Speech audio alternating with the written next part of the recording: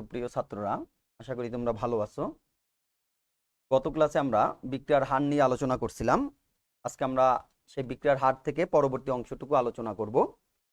বিক্রিয়ার হার গত ক্লাসে যেটা আমরা পড়ছিলাম, আমরা বলছিলাম যে বিক্রিয়ার হার হলো সময়ের সাপেক্ষে বিক্রিয়কের ঘনমাত্রা হ্রাস অথবা উৎপাদের ঘনমাত্রা বৃদ্ধির হার। অর্থাৎ বিক্রিয়ার হার বলছি আমরা সময়ের সাপেক্ষে আমরা নির্ণয় করব এবং বিক্রিয়কের ঘনমাত্রা সেক্ষেত্রে হ্রাস পাবে এবং উৎপাদের ঘনমাত্রা বৃদ্ধি পাবে। সেই অনুযায়ী বিক্রিয়ার হার কি হতে পারে এবং তার স্টয়কিওমেট্রি সমীকরণ ইত্যাদি আমরা গত লেকচারে দেখছিলাম। আজকে আমরা বিক্রিয়ার হার একটু অন্যভাবে নির্ণয় করব। বিক্রিয়ার হার নির্ণয় করব আমরা ভরক্রিয়া সূত্র অনুযায়ী। তাহলে ভরক্রিয়া সূত্র বা রেট ল যেটা বলা হয় সেটা কি আসলে? ভরক্রিয়া সূত্রে বিক্রিয়ার হার বলতে কি বোঝানো হয়েছে? ভরক্রিয়া সূত্রে বলা হলো যে কোনো রাসায়নিক বিক্রিয়ার হার হলো সমতাকৃত সমীকরণ মতে প্রতিটি বিক্রিয়কের মোল সংখ্যার ঘাতে উন্নীত সক্রিয় ভরের সমানুপাতিক। তাহলে তোমরা শোনো, ভরক্রিয়া সূত্রে কি বলা হলো? ভরক্রিয়া সূত্রে বলা হলো কোনো রাসায়নিক বিক্রিয়ার হার হলো সমতাকৃত সমীকরণ মতে প্রতিটি বিক্রিয়কের মোল সংখ্যার ঘাতে উন্নীত সক্রিয় ভরের সমানুপাতিক। তাহলে এখানে আমরা ভরক্রিয়া সূত্র অনুযায়ী বিক্রিয়ার হার নির্ণয় করব কার উপর ডিপেন্ড করে? ভরক্রিয়া সূত্র অনুযায়ী বিক্রিয়ার হার নির্ণয় করব আমরা ভরক্রিয়া সূত্র অনুযায়ী সক্রিয় ভরের উপর নির্ভর করে। তাহলে যে সক্রিয় ভরের উপর নির্ভর করে আমরা ভরক্রিয়া সূত্র অনুযায়ী বিক্রিয়ার হার নির্ণয় করব, সেখানে কি বলা হলো? মোল সংখ্যার ঘাতে উন্নীত। মোল সংখ্যার ঘাতে উন্নীত মানে কি? মোল সংখ্যার ঘাতে উন্নীত মানে হলো যে ওই বিক্রিয়কের মোল সংখ্যা তার পাওয়ার হবে বা ঘাত হবে। তাহলে সক্রিয় ভর বলতে আমরা কি বুঝি? সক্রিয় ভর বলতে আমরা যদি পদার্থটি তরল পদার্থ হয় তাহলে তার মোলার ঘনমাত্রাকে বুঝি। তাহলে তরল পদার্থের জন্য সক্রিয় ভর হচ্ছে মোলার ঘনমাত্রা, যদি গ্যাসীয় হয় তাহলে হবে আংশিক চাপ, এবং কঠিন পদার্থের ক্ষেত্রে সক্রিয় ভর 1 ধরা হয়। তাহলে সক্রিয় ভর হচ্ছে তরলের জন্য মোলার ঘনমাত্রা, গ্যাসের জন্য আংশিক চাপ এবং কঠিন পদার্থের জন্য 1। যত কঠিন পদার্থ আছে সবার সক্রিয় ভর 1 ধরা হয়। কেন? কারণ কঠিন পদার্থের সক্রিয় ভর 1 ধরার কারণ হচ্ছে কঠিন পদার্থের ঘনমাত্রা বা ঘনত্ব বা তার আকার বা আয়তন তুমি যাই বলো, সেটা খুব একটি পরিবর্তন হয় না। এ কারণে তার ঘনমাত্রা তার সক্রিয় ভরকে 1 ধরা হয়। তাহলে ভরক্রিয়া সূত্র অনুযায়ী আমরা যদি বিক্রিয়ার হারের সংজ্ঞাটা আবার একটু বলি, তাহলে ভরক্রিয়া সূত্র মতে আমরা বলতে পারি কোনো রাসায়নিক বিক্রিয়ার হার হলো সমতাকৃত সমীকরণ মতে প্রতিটি বিক্রিয়কের মোল সংখ্যার ঘাতে উন্নীত সক্রিয় ভরের সমানুপাতিক। মনে করো এটা একটি বিক্রিয়া, এই বিক্রিয়ায় আমার এ থেকে উৎপাদ তৈরি হলো। তাহলে ভরক্রিয়া সূত্র অনুযায়ী যখন আমরা এর আগে বিক্রিয়ার হার নির্ণয় করছিলাম, সেখানে কিন্তু আমরা বলছিলাম সময়ের সাপেক্ষে উৎপাদের ঘনমাত্রার বৃদ্ধি অথবা বিক্রিয়কের ঘনমাত্রা হ্রাসের হার হচ্ছে বিক্রিয়ার হার। কিন্তু ভরক্রিয়া সূত্র অনুযায়ী উৎপাদকে আর আমরা কোনো কাজে লাগাবো না। সেক্ষেত্রে ভরক্রিয়া সূত্র অনুযায়ী বিক্রিয়ার হার হবে বিক্রিয়কের ঘনমাত্রার উপর ডিপেন্ড করবে, এবং বিক্রিয়কের ঘনমাত্রার সাপেক্ষে বিক্রিয়ার হার আর হবে কার সমানুপাতিক? এই যে বিক্রিয়ক তার সক্রিয় ভর এর সমানুপাতিক। আমরা বলছি মোল সংখ্যার ঘাতে উন্নীত। তাহলে এখানে কত মোল এ বিক্রিয়া করছে? এখানে 1 মোল এ বিক্রিয়া করছে। তাহলে তার পাওয়ার হবে কত? 1। আমরা যদি এমন করি যে 2a থেকে উৎপাদ p তৈরি করি, তাহলে বিক্রিয়ার হার কত? তাহলে বিক্রিয়ার হার হবে a এর পাওয়ার হবে 2। আমরা যদি n মোল এ থেকে করি, n মোল এ থেকে উৎপাদ p পাই, তাহলে কি হবে বিক্রিয়ার হার হবে a এর পাওয়ার হচ্ছে n। এভাবে ভরক্রিয়া সূত্র অনুযায়ী আমরা কোন রাসায়নিক বিক্রিয়ার হার নির্ণয় করতে পারি। তাহলে যদি বিক্রিয়াটা a প্লাস b হয়, দেখো a প্লাস b, এই বিক্রিয়ায় যদি তুমি উৎপাদ p পাও, তাহলে বিক্রিয়ার হার v অথবা r যে কোনোটা দিয়ে আমরা প্রকাশ করতে পারি। এটা হবে a এবং b প্রতিটি বিক্রিয়কের মোল সংখ্যার ঘাতে উন্নীত সক্রিয় ভরের সমানুপাতিক। তাহলে মোল সংখ্যা 1 1, এ কারণে সেটা তার ঘাত হবে। এই হচ্ছে আমাদের ভরক্রিয়া সূত্র অনুযায়ী বিক্রিয়ার হার। তাহলে ভরক্রিয়া সূত্র অনুযায়ী আমরা বিক্রিয়ার যে হার নির্ণয় করি, এই ভরক্রিয়া সূত্রের উপর ডিপেন্ড করি আমরা পরবর্তীতে বিক্রিয়ার হার নির্ণয় করব। মনে করো একটি রাসায়নিক বিক্রিয়া হলো x মোল a এবং y মোল b, তারা বিক্রিয়ায় কি উৎপন্ন করলো? একটি উৎপাদ উৎপন্ন করলো বা দুটি উৎপাদ উৎপন্ন করলো ইত্যাদি। তাহলে এই রাসায়নিক বিক্রিয়ার জন্য তুমি বিক্রিয়ার হার আর কি লিখবা? বিক্রিয়ার হার লিখবা আর a এবং b, এবং তাদের পাওয়ার কত হবে? তাদের পাওয়ার a এর পাওয়ার হবে x এবং b এর পাওয়ার হবে y। তাহলে এটাকে আমরা লিখতে পারি r সমান k ইন্টু a এর পাওয়ার x এবং b এর পাওয়ার y। r সমান k ইন্টু a এর পাওয়ার x, b এর পাওয়ার y। এই k কে কি বলা হয়? এই k কে বলা হয় এখানে বিক্রিয়ার হার ধ্রুবক বা রেট কনস্ট্যান্ট। তাহলে এখানে কে হচ্ছে বিক্রিয়ার হার ধ্রুবক বা রেট কনস্ট্যান্ট। তাহলে কে কি বিক্রিয়ার হার ধ্রুবক। তাহলে বিক্রিয়ার হার ধ্রুবক যদি কে হয় তাহলে আমরা কি লিখতে পারি, দেখো আমরা যদি এ এর মোলার ঘনমাত্রা জানি এবং বি এর মোলার ঘনমাত্রা জানি, আমরা ধরে নিলাম এ এর মোলার ঘনমাত্রা সমান 1 মোল পার লিটার, বি এর মোলার ঘনমাত্রা আমরা ধরে নিলাম 1 মোল পার লিটার। তাহলে আমার আর সমান কি হবে, সেই ক্ষেত্রে আর সমান হবে কে, সেই ক্ষেত্রে আর সমান কে হবে। তাহলে তখন বিক্রিয়ার হার এবং হার ধ্রুবক পরস্পরের সমান হবে। কখন? যখন বিক্রিয়কের মোলার ঘনমাত্রা বা সক্রিয় ভর 1 ধরা হলো বা বিক্রিয়কের 1 মোল পার লিটার তার মোলার ঘনমাত্রা ধরা হলো, সেই সকল বিক্রিয়ার ক্ষেত্রে বিক্রিয়ার হার ধ্রুবক এবং বিক্রিয়ার হার পরস্পরের সমান। তাহলে বিক্রিয়ার হার ধ্রুবক কাকে বলে যদি আমরা বলি, বিক্রিয়ার হার ধ্রুবকের যদি সংজ্ঞা দেই তাহলে আমরা কি দিতে পারি, বিক্রিয়ার হার ধ্রুবকের সংজ্ঞা দিতে পারি একক মোলার ঘনমাত্রার, একক মোলার ঘনমাত্রার কোন বিক্রিয়ার হার কি বিক্রিয়ার হার ধ্রুবক বলে। তাহলে সংজ্ঞাটা লেখো, হার ধ্রুবক কাকে বলে, হার ধ্রুবক হবে একক মোলার ঘনমাত্রার বিক্রিয়ক সমূহের বিক্রিয়ার হারকে বিক্রিয়ার হার ধ্রুবক বলে। একক মোলার ঘনমাত্রার বিক্রিয়ক সমূহের বিক্রিয়ার হারকে বিক্রিয়ার হার ধ্রুবক বলে। এখন দেখো এই বিক্রিয়ার হার ধ্রুবকের বৈশিষ্ট্য কি কি হতে পারে। বিক্রিয়ার হার ধ্রুবকের যদি আমরা বৈশিষ্ট্য নির্ণয় করি তাহলে বিক্রিয়কের হার ধ্রুবকের আমরা বৈশিষ্ট্য বলতে পারি যে স্থির তাপমাত্রায় বা একটি নির্দিষ্ট তাপমাত্রায় প্রতিটি বিক্রিয়ার হার ধ্রুবক নির্দিষ্ট। তার মানে তাপমাত্রা যদি স্থির থাকে তাহলে হার ধ্রুবক নির্দিষ্ট থাকবে, কার একটি নির্দিষ্ট বিক্রিয়ার জন্য নির্দিষ্ট থাকবে। যদি তুমি তাপমাত্রার পরিবর্তন করো তাহলে হার ধ্রুবকের মানেরও পরিবর্তন হবে। তাহলে দ্বিতীয় বৈশিষ্ট্য কি, তাপমাত্রার পরিবর্তনের সাথে সাথে ওই নির্দিষ্ট বিক্রিয়ারই হার ধ্রুবক ভিন্ন ভিন্ন হবে, অর্থাৎ ভিন্ন ভিন্ন তাপমাত্রায় তার হার ধ্রুবক হবে ভিন্ন ভিন্ন। আমরা যদি একই তাপমাত্রায় ভিন্ন ভিন্ন বিক্রিয়া নেই, একই তাপমাত্রায় ভিন্ন ভিন্ন বিক্রিয়ার হার ধ্রুবক হবে ভিন্ন ভিন্ন, একই তাপমাত্রায় ভিন্ন ভিন্ন বিক্রিয়ার হার ধ্রুবক হবে ভিন্ন ভিন্ন। তাহলে আমি প্রথম বৈশিষ্ট্য বলছি যে একই তাপমাত্রায় নির্দিষ্ট বিক্রিয়ার হার ধ্রুবক নির্দিষ্ট। দ্বিতীয় বৈশিষ্ট্য বলছি যে ভিন্ন ভিন্ন তাপমাত্রায় একই বিক্রিয়ার হার ধ্রুবক ভিন্ন ভিন্ন। তৃতীয় বৈশিষ্ট্য আমি বলছি যে একই তাপমাত্রায় ভিন্ন ভিন্ন বিক্রিয়ার হার ধ্রুবক তোমার ভিন্ন ভিন্ন। চতুর্থ বৈশিষ্ট্য দেখো, হার ধ্রুবকের যে মান, এই হার ধ্রুবকের মান এই বিক্রিয়কের মোলার ঘনমাত্রার উপর ডিপেন্ড করে না। কেন করে না? তুমি বিক্রিয়কের ঘনমাত্রা বৃদ্ধি করো অথবা হ্রাস করো, কারণ তুমি হার ধ্রুবক যখন নির্ণয় করবা তখন তার মোলার ঘনমাত্রা নিবা 1 মোল পার লিটার। তাহলে আমি ঘনমাত্রা যদি বিক্রিয়কের বৃদ্ধি করি অথবা হ্রাস করি সেক্ষেত্রে হার ধ্রুবকের মানের কোনো পরিবর্তন হবে না। তাহলে বিক্রিয়কের ঘনমাত্রার উপরে হার ধ্রুবকের মানের কোনো পরিবর্তন হয় না।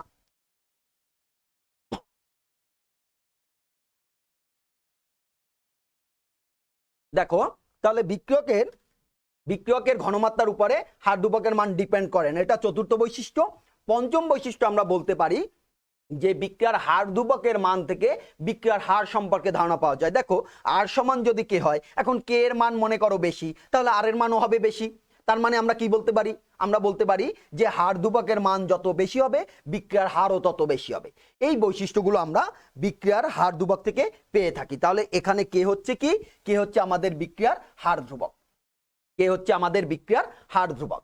তাহলে হার ধ্রুবকের সংজ্ঞা আমরা লিখলাম, সংজ্ঞা লেখার পরে আমরা কি করলাম, হার ধ্রুবকের বৈশিষ্ট্য বললাম। এখন যদি আমরা বিক্রিয়ার হার ধ্রুবকের ক্ষেত্রে দেখতে পাই যে বিক্রিয়কের হার ধ্রুবকের এককটা কি হবে, এককটা যদি আমরা নির্ণয় করি, দেখো এই বিক্রিয়ার ক্ষেত্রে আমরা কি বলতে পারি, আর সমান কে ইন্টু এর পাওয়ার এক্স বি এর পাওয়ার ওয়াই। তাহলে কে সমান কত, তাহলে এই বিক্রিয়ার জন্য আমরা কে সমান আমরা বলতে পারি, কে সমান আমরা বলতে পারি বিক্রিয়ার হার, আর হচ্ছে বিক্রিয়ার হার ভাগ হবে এর পাওয়ার এক্স বি এর পাওয়ার ওয়াই, এর পাওয়ার এক্স বি এর পাওয়ার ওয়াই। এবার তোমাদের গত লেকচারে বিক্রিয়ার হারের একক পড়ানো হয়েছিল, বিক্রিয়ার হারের একক কি ছিল, মোল পার লিটার পার সেকেন্ড। তাহলে বিক্রিয়ার হার হচ্ছে মোল পার লিটার পার সেকেন্ড। আর এ আর বি এর একক দেখো, মোলার ঘনমাত্রা নিচে আমরা মোল পার লিটার, তাহলে এর একক হবে মোল পার লিটারের পাওয়ার এক্স এবং বি এর একক হবে মোল পার লিটার এর পাওয়ার হবে ওয়াই। তাহলে আমরা কি বলতে পারি, এখান থেকে আমরা বলতে পারি উপরে যেটা আছে আমার মোল পার লিটার এর পার সেকেন্ড ভাগ হবে মোল পার লিটার এর পাওয়ার হবে এক্স প্লাস ওয়াই। এই এক্স প্লাস ওয়াই কে আমরা কি বলে থাকি, এক্স প্লাস ওয়াই কে যদি আমরা এন দ্বারা প্রকাশ করি, দেখো এক্স প্লাস ওয়াই কে যদি আমরা এন দ্বারা প্রকাশ করি তাহলে এটার উপরে আমরা লিখতে পারি এটার উপরে আমরা লিখতে পারি এক্স প্লাস ওয়াই এর পরিবর্তে এন, যেখানে এন সমান এক্স প্লাস ওয়াই, তাহলে সমান আমরা লিখতে পারি মোল পার লিটার পার সেকেন্ড ভাগ হবে মোল পার লিটার এর পাওয়ার এন, যেখানে এন কি, এন সমান এক্স প্লাস ওয়াই। তাহলে এটার এককটা কি দাঁড়ালো, এককটা দাঁড়ালো মোল পার লিটার এর পাওয়ার 1 মাইনাস এন পার সেকেন্ড। তাহলে এটা কার একক, এই এককটা হচ্ছে বিক্রিয়ার হারের একক। দেখো তাহলে বিক্রিয়ার হারের একক ডিপেন্ড করবে কার উপরে, বিক্রিয়ার হারের একক কি নির্দিষ্ট হবে না, বিক্রিয়ার হারের একক ডিপেন্ড করবে যে ওই যে বিক্রিয়ক সেই বিক্রিয়কের ঘাত কত তার উপর ডিপেন্ড করবে। দেখো এক্স এবং ওয়াই এর মানের উপর ডিপেন্ড করবে, এন এর মানের উপর ডিপেন্ড করবে, এই বিক্রিয়কের ঘাতের উপর ডিপেন্ড করে বিক্রিয়ার হার ধ্রুবকের একক পরিবর্তিত হতে পারে, বিক্রিয়ার হার ধ্রুবকের একক পরিবর্তিত হতে পারে। তাহলে বিক্রিয়ার হার ধ্রুবকের একক আমরা যদি ফাইনালি বের করি মোল পার লিটার এর পাওয়ার 1 মাইনাস এন পার সেকেন্ড, এটা আমরা বলতে পারি। তাহলে এখানে এনটা কি, এখানে এনটা হচ্ছে কোনো রাসায়নিক বিক্রিয়ায় বিক্রিয়কগুলোর যে ঘাতসমূহ আছে সেই ঘাতসমূহের যোগফল। তাহলে এখানে আমরা বলতে পারি এন সমান হলো এক্স প্লাস ওয়াই, এন সমান হলো এক্স প্লাস ওয়াই। মানে কি, এক্স প্লাস ওয়াই মানে হচ্ছে যে ওই রাসায়নিক বিক্রিয়ায় যত মোল মোট বিক্রিয়ক আছে তাদের মোল সংখ্যার যোগফল, এই এন কে বলা হয় বিক্রিয়ার ক্রম। এনটা কি, তাহলে এনটা হলো বিক্রিয়ার ক্রম বা অর্ডার। তাহলে আমরা নতুন একটা টার্ম পেলাম, বিক্রিয়ার ক্রম বা অর্ডার কাকে বলে। তাহলে বিক্রিয়ার ক্রম এবং অর্ডার আমরা বলবো যে কোনো রাসায়নিক বিক্রিয়ার হারের সমীকরণে, কোনো রাসায়নিক বিক্রিয়ার হারের সমীকরণে বিক্রিয়কের মোলার ঘনমাত্রার যে ঘাতসমূহ থাকে সেই ঘাতসমূহের যোগফলকে বিক্রিয়ার ক্রম বলে, ঘাতসমূহের যোগফলকে বিক্রিয়ার ক্রম বলে। তাহলে রিঅ্যাকশন অর্ডার কাকে বলে, যদি তোমাকে প্রশ্ন করা হয় তুমি বলবে কোনো রাসায়নিক বিক্রিয়ার হার সমীকরণে বিক্রিয়ক সমূহের মোলার ঘনমাত্রার যে ঘাতসমূহ থাকে সেই ঘাতসমূহের যোগফলকে বিক্রিয়ার ক্রম বলে, সেই ঘাতসমূহের যোগফলকে বিক্রিয়ার ক্রম বলে। মনে করো একটি রাসায়নিক বিক্রিয়া H2 যোগ I2 বিক্রিয়াটা 2HI উৎপন্ন হলো।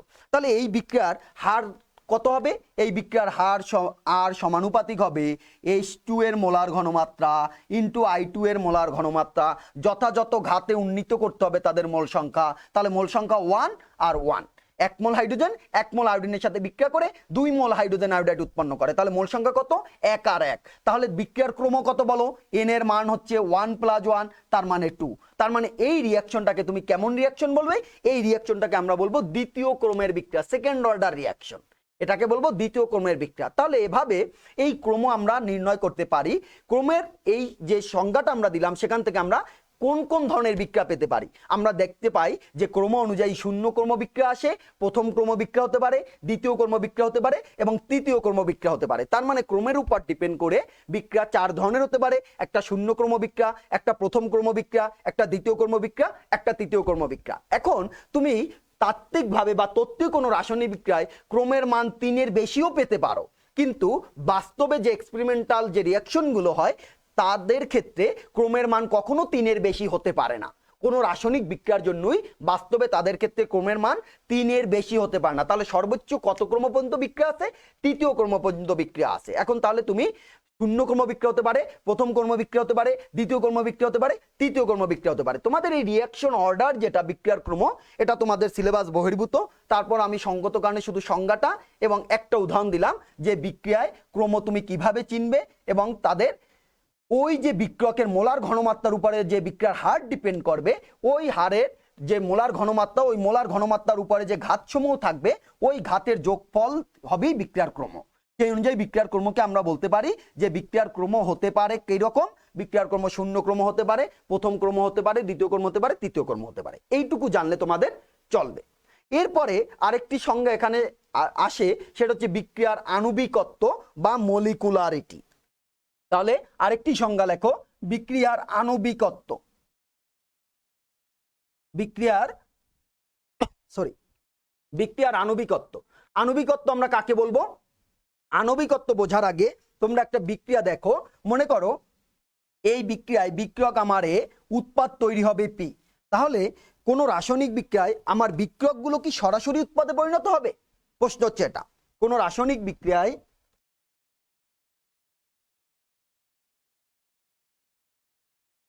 কোনো রাসায়নিক বিক্রিয়ায় আমার বিক্রিয়ক এ উৎপাদ হচ্ছে পি, তাহলে এ থেকে সরাসরি পি তৈরি হবে কিনা?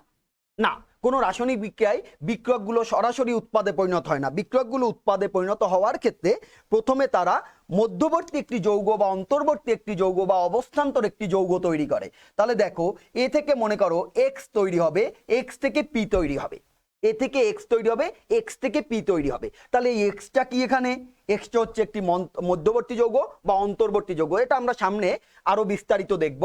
তাহলে এ হচ্ছে আমাদের মধ্যবর্তী যৌগ বা অন্তর্বর্তী যৌগ। এই অন্তর্বর্তী যৌগ বিক্রিয়ক আগে অন্তর্বর্তী যৌগে গঠন করবে, তারপরে সে উৎপাদ তৈরি হবে। তাহলে দেখো বিক্রিয়াটা কি হলো, এ থেকে এক্স হলো, এক্স থেকে পি হলো। এই এ থেকে এক্স এবং এক্স থেকে পি, এক্ষেত্রে দুটি স্টেপ আছে। দেখো, একটি স্টেপ ধীর গতিতে ঘটে, আরেকটি স্টেপ দ্রুত গতিতে ঘটে। আমি মনে করি যদি এই স্টেপটা সাধারণত ধীর গতিতে ঘটে, স্লোলি ঘটে, আর পরের স্টেপটা দ্রুত গতিতে ঘটে, সেক্ষেত্রে আমরা বলে থাকি যে ধীর গতির ধাপে, কোনো রাসায়নিক বিক্রিয়ার ধীর গতির ধাপে যতগুলো বিক্রিয়ক বিক্রিয়ায় অংশগ্রহণ করে, কোনো রাসায়নিক বিক্রিয়ার ধীর গতির ধাপে যতগুলো বিক্রিয়ক বিক্রিয়ায় অংশগ্রহণ করে, বিক্রিয়কের সেই সংখ্যাকে ওই বিক্রিয়ার আণবিকত্ব বলা হয় বা ওই রিঅ্যাকশনের মলিকুলারিটি বলা হয়। তাহলে মলিকুলারিটি বা আণবিকত্ব কাকে বলে? কোনো রাসায়নিক বিক্রিয়ার ধীর গতির ধাপে যতগুলো বিক্রিয়ক অংশগ্রহণ করে, তাহলে কোন স্টেপে? স্লো স্টেপে যতগুলো রিঅ্যাকট্যান্ট অংশগ্রহণ করবে, রিঅ্যাকট্যান্টের সেই সংখ্যাকে বলা হবে তার আণবিকত্ব বা মলিকুলারিটি। তাহলে একটা সংজ্ঞা আমরা পড়লাম বিক্রিয়ার ক্রম, আর একটা পড়লাম কি? আণবিকত্ব। ক্রম কাকে বললাম আমরা? ক্রম বললাম কোনো রাসায়নিক বিক্রিয়ার রেট রিঅ্যাকশনে বা বিক্রিয়ার হার নির্ধারণী সমীকরণে বিক্রিয়ক সমূহের মোলার ঘনমাত্রার উপরে যে ঘাত সমূহ থাকে, সেই ঘাতের যোগফলকে বিক্রিয়ার ক্রম বলে। আর আণবিকত্বের ক্ষেত্রে বললাম কোনো রাসায়নিক বিক্রিয়ার ধীর গতির ধাপে যতগুলো বিক্রিয়ক বিক্রিয়ায় অংশগ্রহণ করে তাকে ওই বিক্রিয়ার আণবিকত্ব বলে। এ হচ্ছে আমাদের আণবিকত্ব এবং এর পাশাপাশি বিক্রিয়ার ক্রম। এই সংজ্ঞা দুটো তোমাদের জানলে হবে। তাহলে আণবিকত্ব একটা জিনিস, আর রিঅ্যাকশন অর্ডার বা ক্রম ভিন্ন আরেকটি জিনিস। আণবিকত্বের মান এভাবে ভিন্ন ভিন্ন 1, 2, 3 এভাবে হতে পারে। আণবিকত্বের মান 1, 2, 3 ইত্যাদি হতে পারে। এবারে আসো, আমরা এই যে রাসায়নিক বিক্রিয়ার হার পড়লাম, এই রাসায়নিক বিক্রিয়ার হার কি কি বিষয়ের উপর নির্ভর করে? তাহলে তোমরা লেখো, রাসায়নিক বিক্রিয়ার হার যেসব বিষয় দ্বারা পরিবর্তিত হয় বা যেসব নিয়ামক দ্বারা পরিবর্তিত হয়, রাসায়নিক বিক্রিয়ার হার কি কি বিষয়ের উপর নির্ভর করে, কি কি ফ্যাক্টর দ্বারা সে পরিবর্তিত হতে পারে, এই ফ্যাক্টরগুলো আমরা আলোচনা করব। প্রথমে যেটা আমরা বলতে পারি, কোনো রাসায়নিক বিক্রিয়া যে ফ্যাক্টর দ্বারা পরিবর্তিত হয়, সেই ফ্যাক্টরটি হলো যে বিক্রিয়ার প্রকৃতি। বিক্রিয়াটা কেমন বিক্রিয়া সেটার উপর ডিপেন্ড করে তার হার বৃদ্ধিও পেতে পারে, হ্রাসও পেতে পারে। তাহলে যেসব নিয়ামক দ্বারা রাসায়নিক বিক্রিয়ার হার পরিবর্তিত হয়, তাদের মধ্যে প্রথমটা হচ্ছে কি? প্রথমটা হচ্ছে বিক্রিয়ার প্রকৃতি। প্রথমটা হলো বিক্রিয়ার প্রকৃতি। তাহলে যেসব নিয়ামক দ্বারা রাসায়নিক বিক্রিয়া হার পরিবর্তিত হয় বা যেসব নিয়ামকের উপর বা যেসব বিষয়ের উপর রাসায়নিক বিক্রিয়া নির্ভরশীল, তার প্রথমটা হচ্ছে বিক্রিয়ার প্রকৃতি। মনে করো একটি রাসায়নিক বিক্রিয়া হচ্ছে সোডিয়াম ক্লোরাইড যোগ silver nitrate. Sodium chloride silver nitrate বিক্রিয়ায় কি হবে? সিলভার ক্লোরাইডের অদক্ষেপ পড়বে যোগ সোডিয়াম নাইট্রেট হবে। এই রিঅ্যাকশনটা হচ্ছে আয়নিক রিঅ্যাকশন। আয়নিক রিঅ্যাকশন খুব দ্রুত গতিতে ঘটে। তাহলে এই বিক্রিয়াটার রেট কেমন? খুব দ্রুত ঘটে। এটা -10⁻⁶ সেকেন্ড সময়ের মধ্যে, 10⁻⁶ সেকেন্ড সময়ের মধ্যে এই রিঅ্যাকশন সংঘটিত হয়ে যায়। তাহলে এই আয়নিক রিঅ্যাকশনের তোমার রেটটা হবে কি? বেশি হবে। কিন্তু রিঅ্যাকশনটা যদি কোভ্যালেন্ট রিঅ্যাকশন হতো, মনে করো নাইট্রোজেন 3 মোল হাইড্রোজেনের সাথে বিক্রিয়া করে 2 মোল অ্যামোনিয়া উৎপন্ন করে, তাহলে এক্ষেত্রে কি হতো? নাইট্রোজেনের বন্ড ভাঙতো, হাইড্রোজেনের বন্ড ভাঙতো, নতুন করে নাইট্রোজেন হাইড্রোজেন বন্ড তৈরি করতো। তাহলে কোভ্যালেন্ট রিঅ্যাকশনগুলোর ক্ষেত্রে রিঅ্যাকশন রেট হবে স্লো বা খুব কম।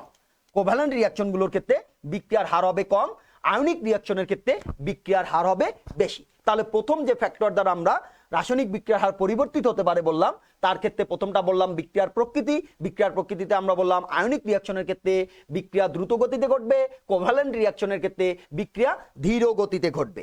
দ্বিতীয় ফ্যাক্টর আমরা বলতে পারি বিক্রিয়কের প্রকৃতি।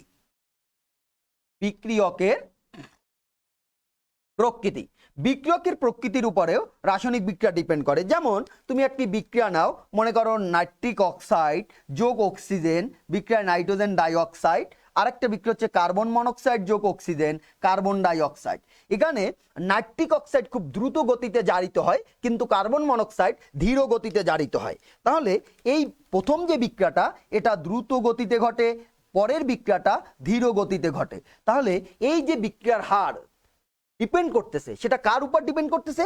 এই যে তাদের বিক্রিয়ক, সেই বিক্রিয়কের উপর ডিপেন্ড করতেছে। তাহলে বিক্রিয়কের প্রকৃতির উপরেও রাসায়নিক বিক্রিয়া দ্রুত হতে পারে, আবার ধীর গতিতে হতে পারে। তৃতীয় ফ্যাক্টর আমরা বলতে পারি, দেখো, উৎপাদের স্থিতিশীলতা। রাসায়নিক বিক্রিয়ায় আমার যে বিক্রিয়ক আছে ওই বিক্রিয়কগুলো বিক্রিয়ায় অংশগ্রহণ করে যে উৎপাদ তৈরি করবে সেই উৎপাদের স্থিতিশীলতার উপর ডিপেন্ড করেও বিক্রিয়া পরিবর্তিত রাসায়নিক বিক্রিয়ার গতি হ্রাস বৃদ্ধি পেতে পারে। তাহলে তৃতীয় ফ্যাক্টর হচ্ছে আমাদের উৎপাদের স্থিতিশীলতা। উৎপাদের স্থিতিশীলতা। মনে করো একটি অ্যাসিড, একটি জৈব অ্যাসিড নিলাম আমরা, অ্যাসিটিক অ্যাসিড। এই অ্যাসিটিক অ্যাসিড বিয়োজিত হয়ে অ্যাসিটেট আয়ন আর প্রোটন রিলিজ করে অ্যাসিড। আরেকটা অ্যাসিড নিলাম আমরা মিথানোইক অ্যাসিড বা ফর্মিক অ্যাসিড, এটা তৈরি করলো এই আয়ন আর প্রোটন। তাহলে দেখো এই যে দুটি ভিন্ন উৎপাদ পেলে তুমি, এই যে তোমার দুটি ভিন্ন উৎপাদ, একটি উৎপাদ, এই দুটি উৎপাদের মধ্যে এটা বেশি স্থিতিশীল, এটা বেশি স্থিতিশীল। তাহলে নিচের যে আয়নটা তৈরি হয় প্রোটন রিলিজ করার পরে যেটা থাকে তার মধ্যে এই ফর্মিক অ্যাসিড থেকে যে ফরম্যাট আয়নটা আসে, মিথানোইক অ্যাসিড থেকে যেটা আসে, সেটার স্থিতিশীলতা বেশি। তাহলে এটা বেশি স্থিতিশীল হওয়ার কারণে এই রিয়াকশনটা দ্রুত গতিতে ঘটবে, এই রিয়াকশনটা ধীর গতিতে ঘটবে, কারণ ওর থেকে উৎপন্ন আয়নের স্থিতিশীলতা বা ও যে উৎপাদ তৈরি করে সেই উৎপাদের স্থিতিশীলতা কম। এই কারণে এই রিয়াকশন রেট বেশি, এই রিয়াকশন রেট কম হবে। তাহলে থার্ড যে ফ্যাক্টর আমরা আলোচনা করলাম সেটা হচ্ছে কি, থার্ড ফ্যাক্টর হচ্ছে উৎপাদের স্থিতিশীলতা। উৎপাদ যত বেশি স্থিতিশীল হবে ওই রিয়াকশন তত দ্রুত গতিতে ঘটবে। উৎপাদ যত বেশি স্থিতিশীল হবে ওই রিয়াকশন তত দ্রুত গতিতে ঘটবে আমরা বলতে পারি। চতুর্থ ফ্যাক্টর হচ্ছে, দেখো, বিক্রিয়কের পৃষ্ঠতলের ক্ষেত্রফল। বিক্রিয়কের পৃষ্ঠতলের ক্ষেত্রফল। দেখো চতুর্থ ফ্যাক্টর হবে বিক্রিয়কের পৃষ্ঠতলের ক্ষেত্রফল। 4 নাম্বার ফ্যাক্টর আমাদের বিক্রিয়কের পৃষ্ঠতলের ক্ষেত্রফল। এখন মনে করো তুমি বিক্রিয়ক অণু আকার নিচ্ছ বড় বড়, এ একটা বিক্রিয়ক অণু, এ একটা বিক্রিয়ক অণু, এ একটা বিক্রিয়ক অণু।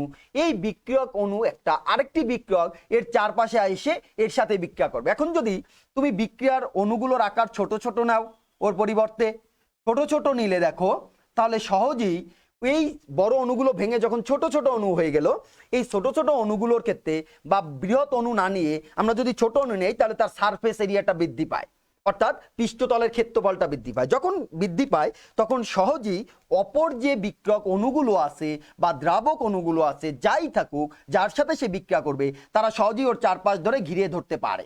ঘিরে ধরতে পারলে ওর ভিতরে যেহেতু স্পেস কম, সহজেই এই রিয়াকশনটা ঘটে। এ কারণে আমরা বলে থাকি যে পৃষ্ঠতলের ক্ষেত্রফল যত বৃদ্ধি পাবে, পৃষ্ঠতলের ক্ষেত্রফল যত বৃদ্ধি পাবে বিক্রিয়ার হারও তত বৃদ্ধি পাবে। তার মানে বিক্রিয়ার হার হচ্ছে পৃষ্ঠতলের ক্ষেত্রফলের, বিক্রিয়কের পৃষ্ঠতলের ক্ষেত্রফলের সমানুপাতিক। বিক্রিয়কের পৃষ্ঠতলের ক্ষেত্রফলের সমানুপাতিক। বিক্রিয়কের পৃষ্ঠতল যত বৃদ্ধি পাবে ওই রাসায়নিক বিক্রিয়ার হার তত বৃদ্ধি পাবে, ওই রাসায়নিক বিক্রিয়ার হার তত বৃদ্ধি পাবে। পঞ্চম ফ্যাক্টর হচ্ছে আলোর তীব্রতা। দেখো কোনো রাসায়নিক বিক্রিয়া আলো দ্বারা প্রভাবিত হয়, কোনো রাসায়নিক বিক্রিয়া আলো দ্বারা প্রভাবিত হয়। তাহলে যে রাসায়নিক বিক্রিয়া আলো দ্বারা প্রভাবিত হয় এদের এই রিয়াকশনগুলোকে আমরা বলি ফটোলাইটিক রিয়াকশন। ফটোলাইটিক রিয়াকশন।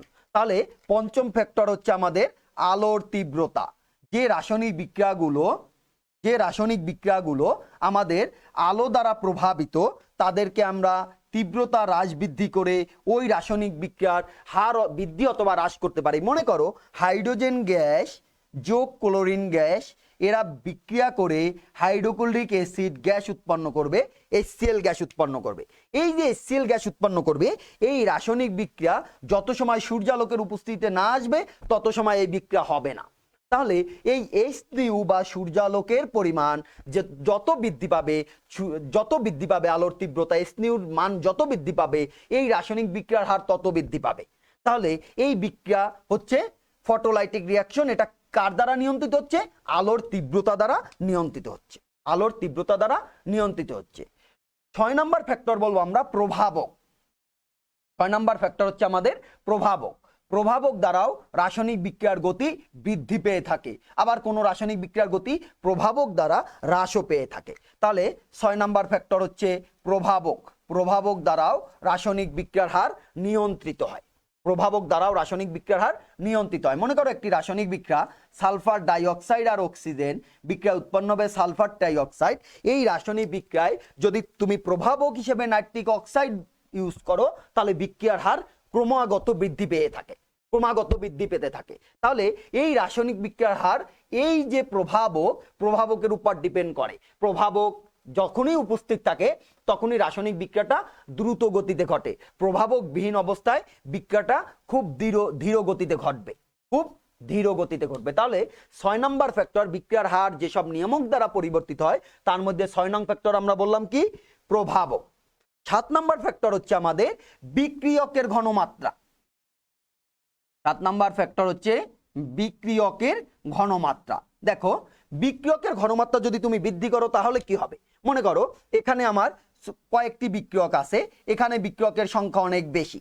বিক্রিয়কগুলো যখন উৎপাদ তৈরি করে তারা কিভাবে উৎপাদ তৈরি করে সেই সমীকরণ বা সেই ব্যাখ্যা, সেই থিওরি আমরা পরের লেকচারে দিব।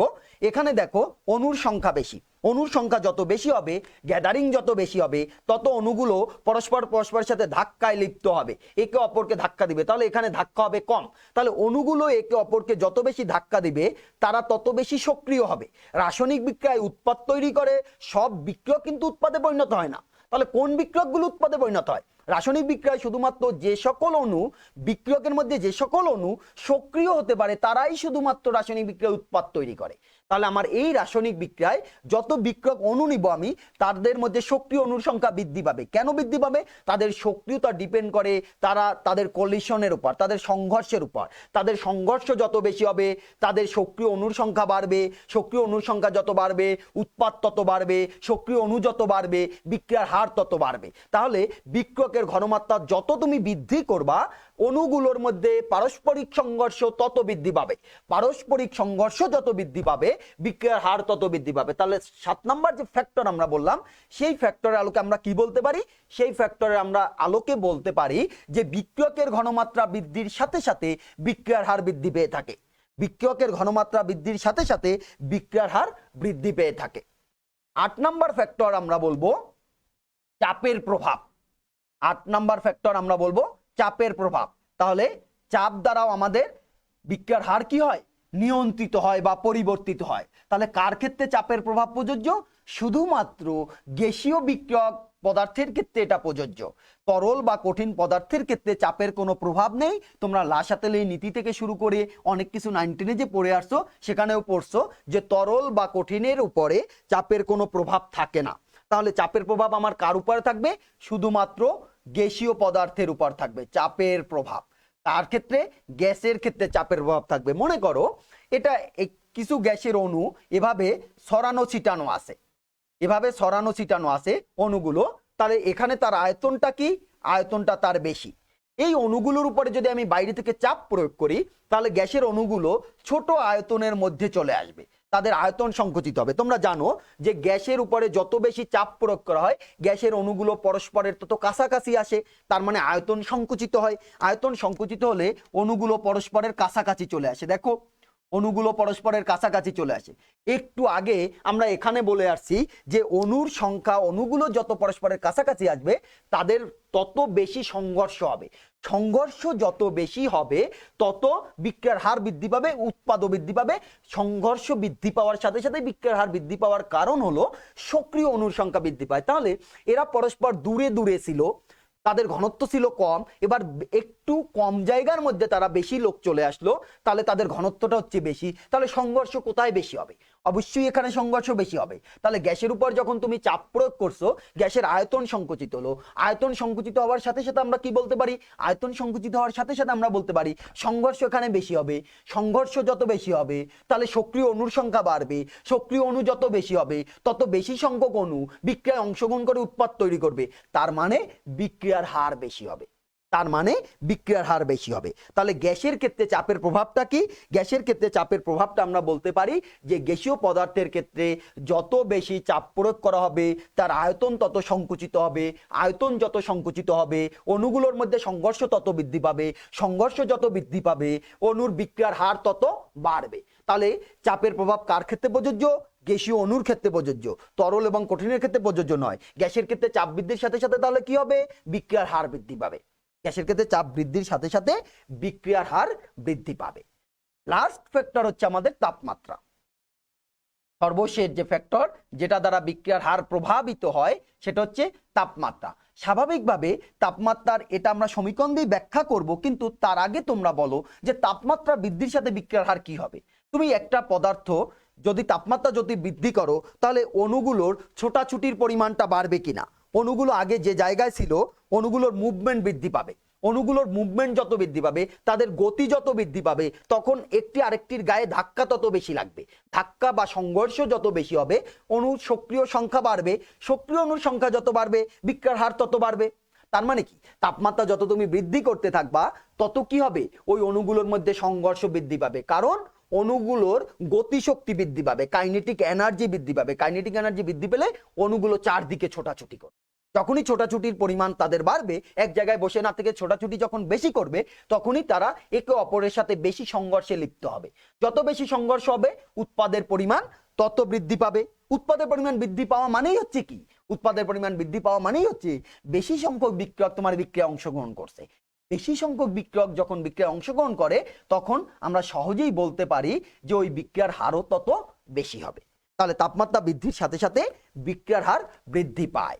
আমাদের 9 নাম্বার ফ্যাক্টর হচ্ছে কি? তাপমাত্রা। 9 নাম্বার ফ্যাক্টর হচ্ছে তাপমাত্রা। এই তাপমাত্রা বৃদ্ধির সাথে যে বিক্রিয়ার হার বৃদ্ধি পায় এটা বিজ্ঞানী আরহেনিয়াস সমীকরণের মাধ্যমে প্রমাণ করে দেখান।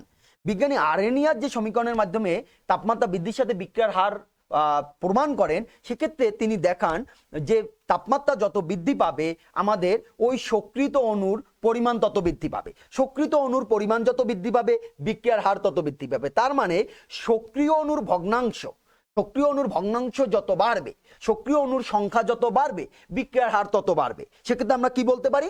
আমরা বলতে পারি বিক্রিয়ার হার সমানুপাতিক ই এর power e minus EA by RT. তাহলে এখানে ইএ বাই আরটিটা কি?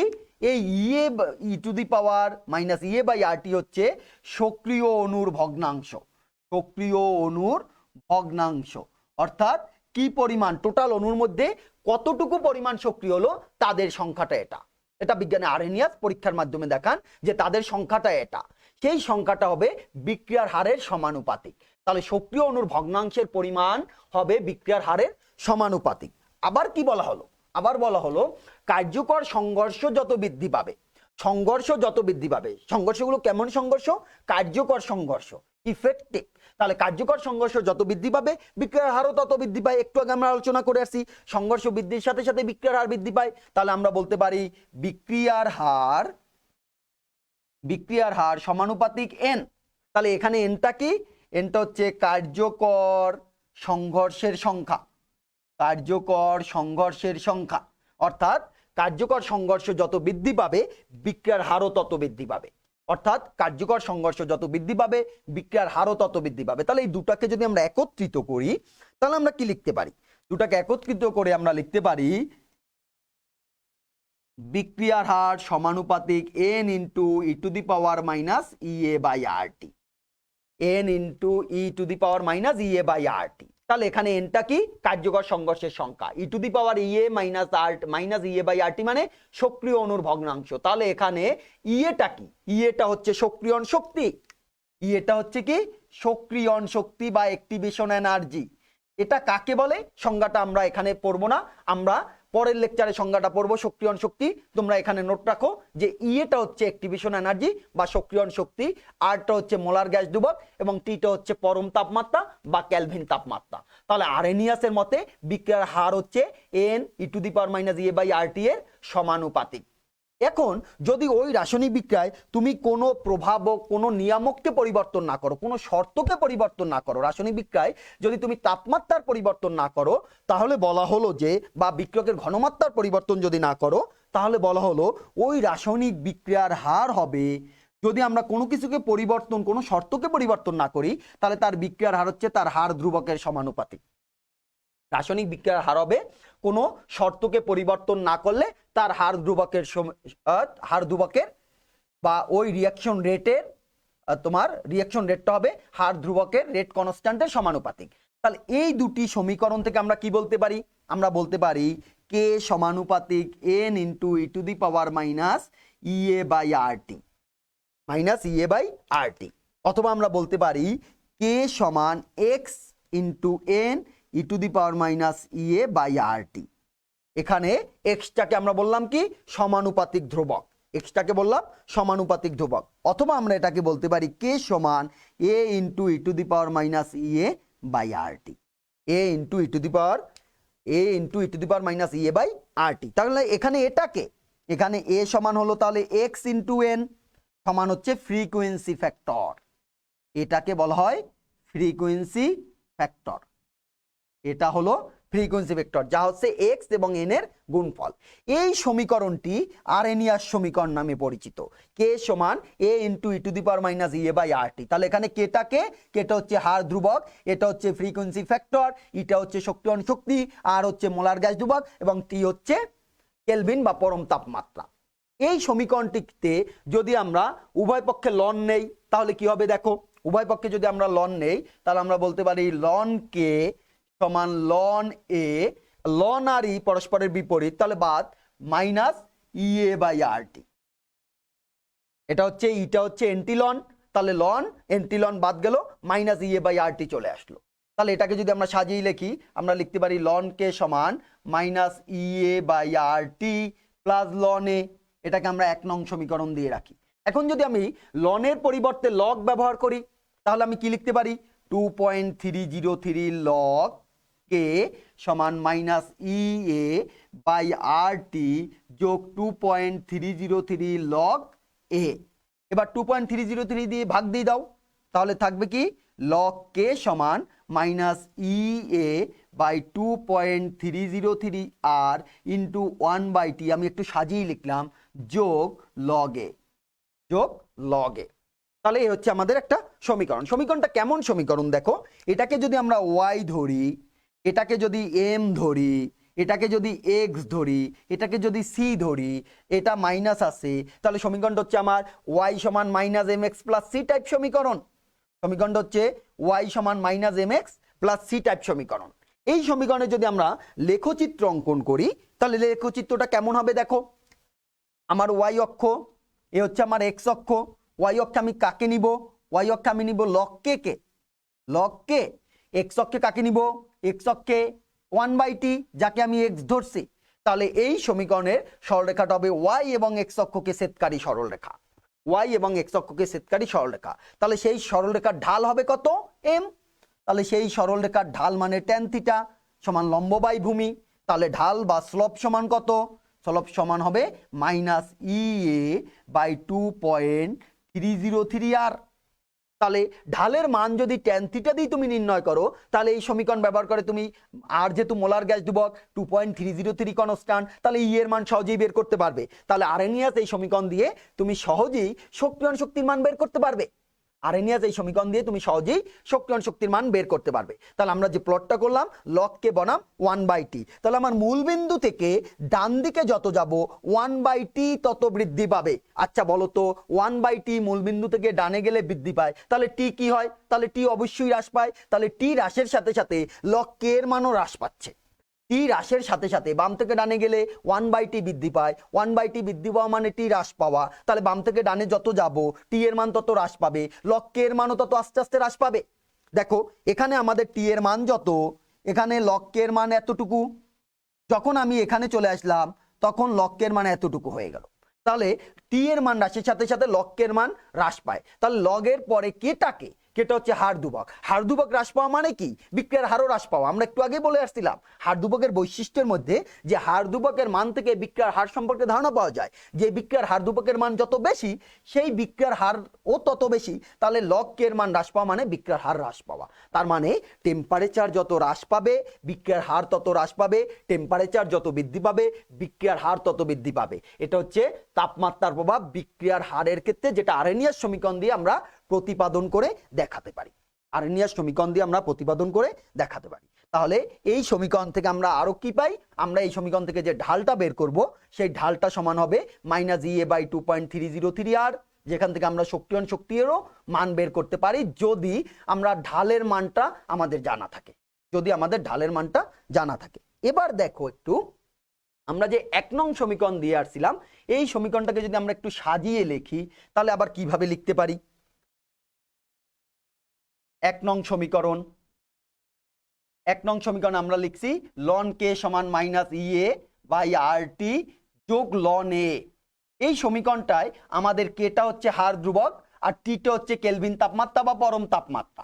এখন যদি তুমি তাপমাত্রার মান পরিবর্তন করো তাহলে বিক্রিয়ার হার ধ্রুবকের মানও পরিবর্তিত হবে। আমরা হার ধ্রুবকের বৈশিষ্ট্য বলে আসছিলাম যে ভিন্ন ভিন্ন তাপমাত্রায় একই বিক্রিয়ার হার ধ্রুবকের মানও ভিন্ন ভিন্ন, ভিন্ন ভিন্ন তাপমাত্রায় একই বিক্রিয়ার হার ধ্রুবকের মানও ভিন্ন ভিন্ন।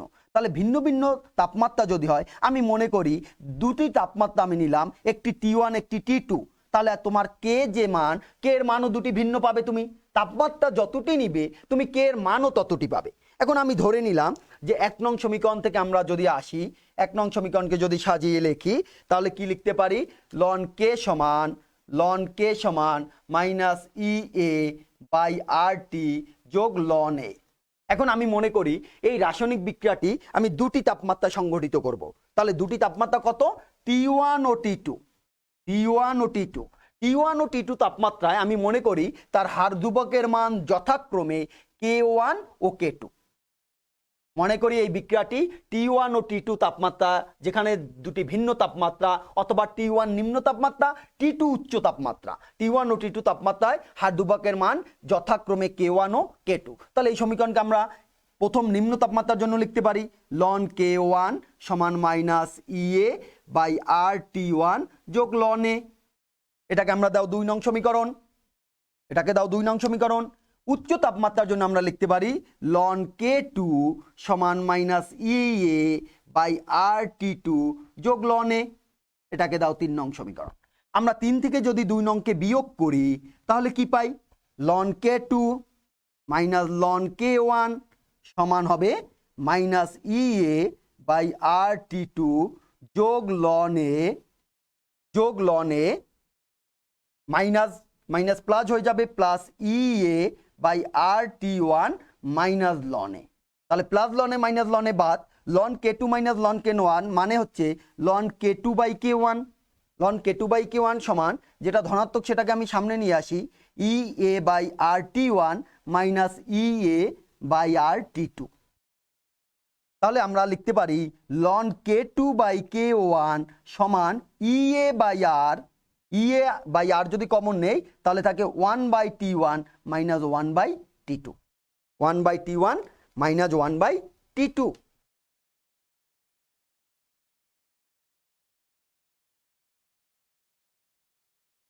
এবার দেখো যদি আমরা T1 T2 ব্র্যাকেটের অংশটুকুর কাজ করি, ভিতরে লসাগু করি, তাহলে আমার সমীকরণটি ফাইনালি কি দাঁড়াবে? সমীকরণটি আমার ফাইনালি দাঁড়াবে ln